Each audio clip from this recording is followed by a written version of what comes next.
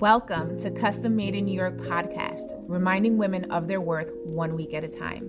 This show is dedicated to all women, custom made especially to win. I'm your host, Raven Joseph. Hi, everyone. Welcome back to Custom Made in New York podcast. I am your host, Raven Joseph. So I'm so happy to be back. Last week, we had our episode number 25, which didn't go as well as I wanted it to. So we're going to call this episode number 25, Teach Me How to Love. Last week's episode was on IG Live, and I actually wanted people to come on and talk to me, but everyone was writing in the chat. So it was kind of like me reading people's questions and responses, and no one was vocal. And then there was this one guy that came on who actually had the courage, I guess, to come on. And it was a big embarrassment because he was acting a fool online. So never again. I'm learning from that mistake of not being that spontaneous. But it was definitely something to remember and that I will never forget. So this week, I'm going to call this again. I'm going to call this episode number 25.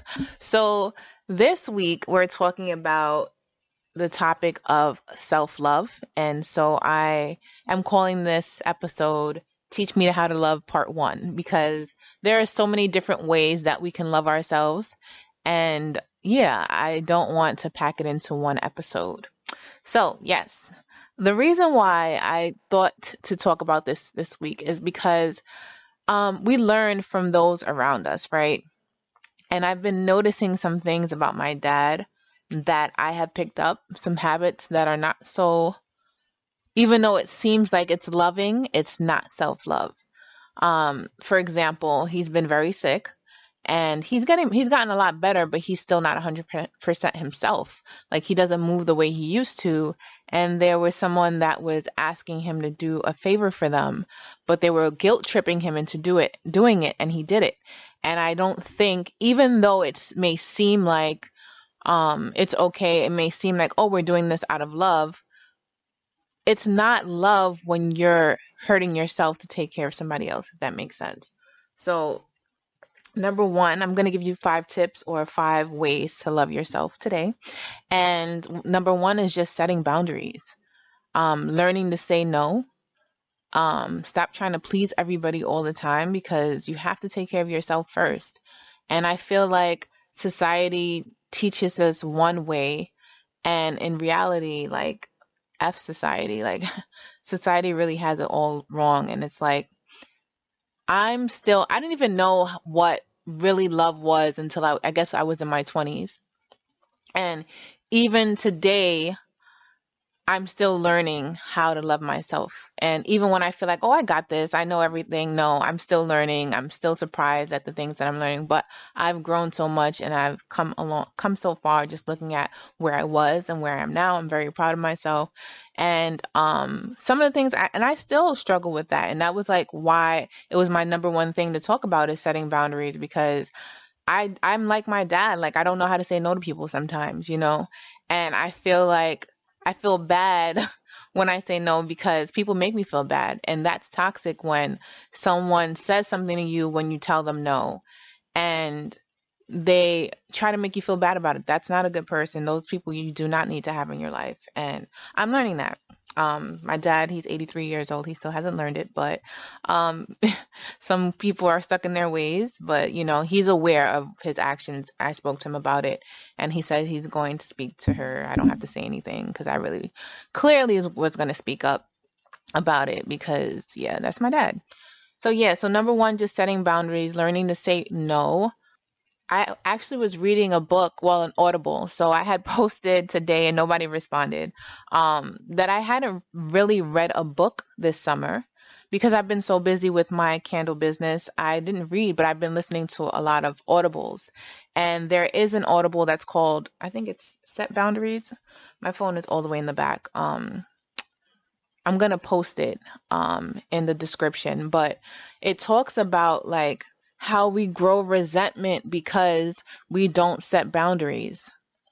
Like, and I don't even know what chapter I'm on. Like, I just listen to it when I'm in the car, but There's an example of a woman, she's married and like she's having issues with her husband because she didn't set those boundaries. So it's really important, especially in relationships, for you to set boundaries early on, because then you're that people pleaser, and you're always saying yes and everything like that, and you don't know how to say no. And when you say no, things shift, you know, then what? You know, you grow resentment because you always feel obligated to do things even though you don't want to do it just to please that other person. It is not healthy at all. It's not healthy.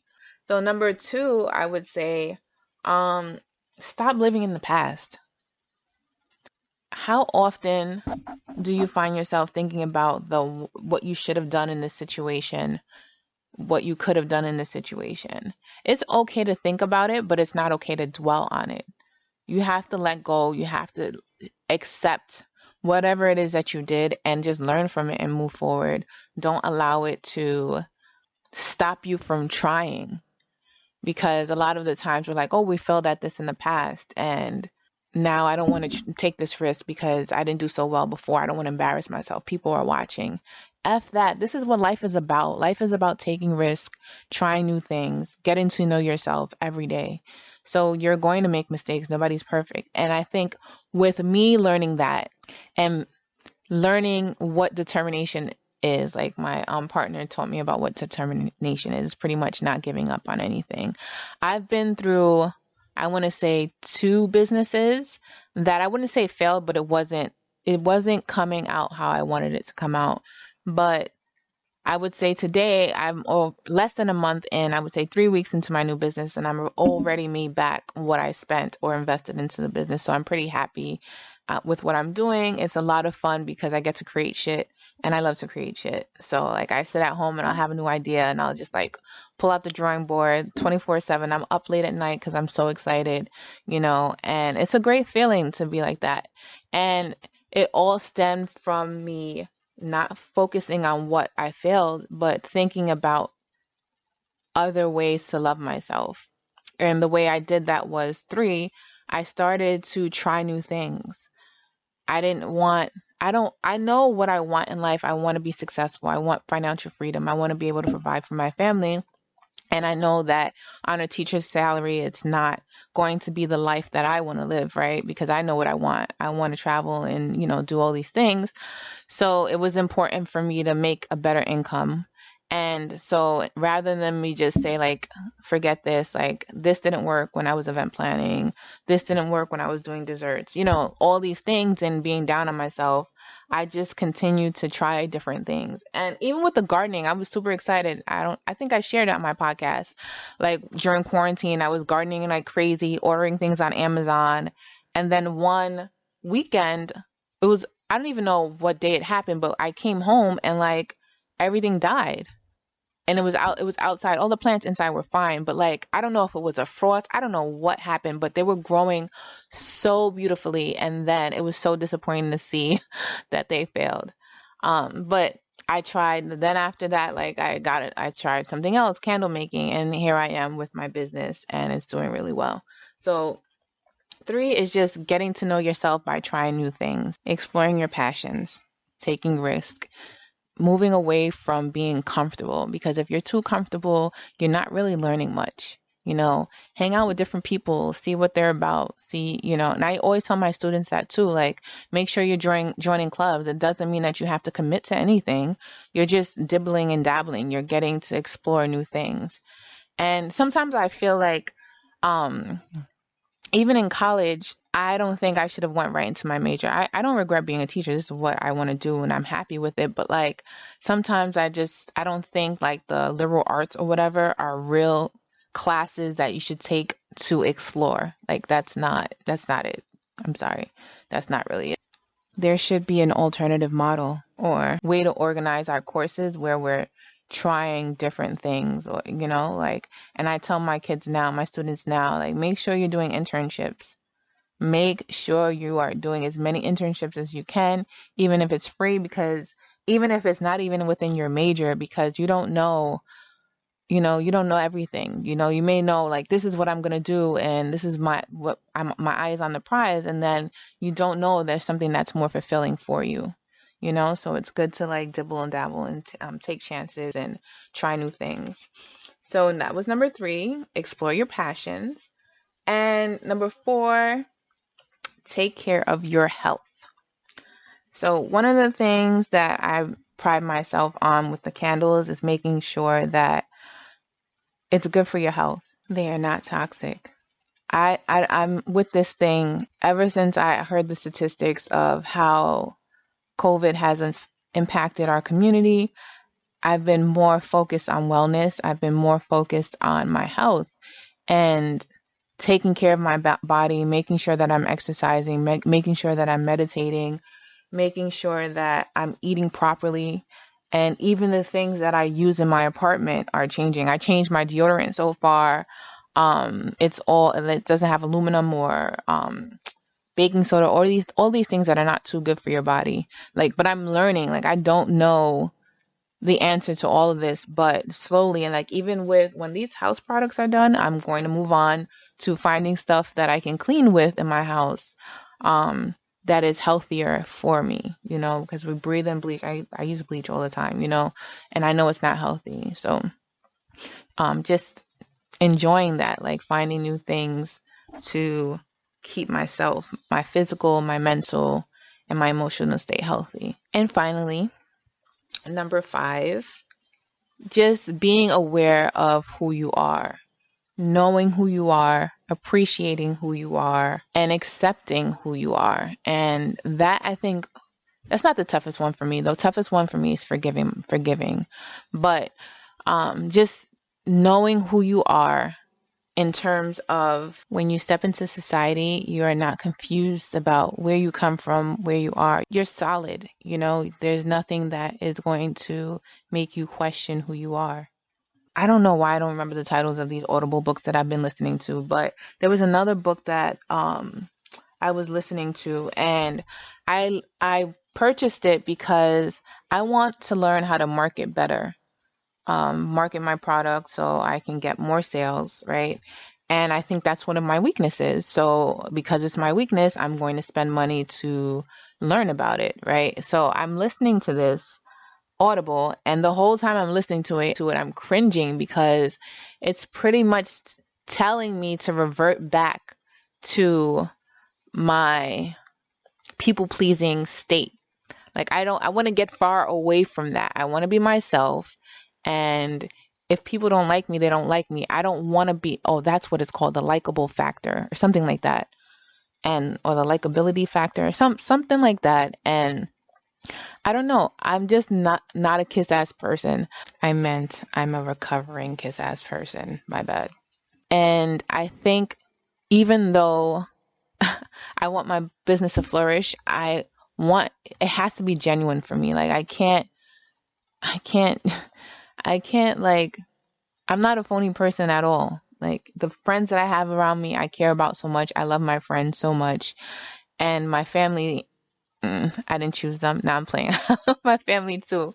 But I'm just saying this to say, like, I don't feel comfortable, like, creating all these friendships just for people to buy my product. Like, I guess I'm just going to have to take my time, and I've accepted that. And, you know, hopefully people get to know me through what I post on Instagram, through my podcast, and want to support me. But the whole, like, doing things to be liked is just, that's what I got from the first couple of chapters, is just, it's not for me at all. I know who I am. I know I'm kind. I know that, you know, I'm a loving person. I know that I'm a giving person. I know that I'm an honest person, and that's what I want people to know about me.